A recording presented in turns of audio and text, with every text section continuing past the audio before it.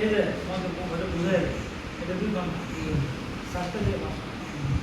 ঠিক আছে এটা আমার হচ্ছে এটা এই বিষয়ে স্ক্যান আছে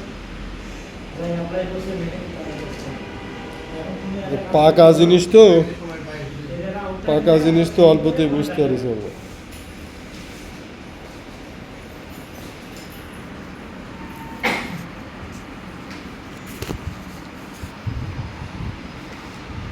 পাকা জিনিস না একতরফা সব কিছু হয়তো বছরে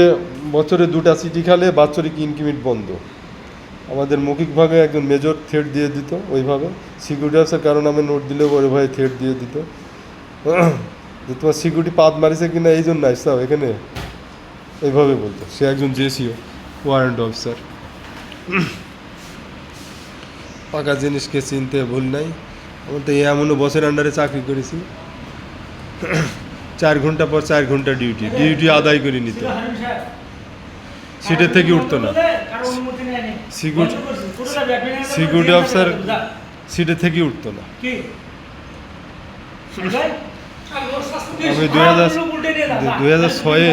তানিয়াতে ইন্টারভিউ দিয়ে গেছিলাম আমার এক বসের নির্যাতনে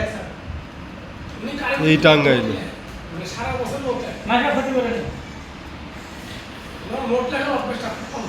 এগুলি খুব খারাপ ওই জন্য আমি আমার বললাম যে আমি আমার এখানে সবচেয়ে বড় ভুল 3 মাসে একটা নোট দিলাম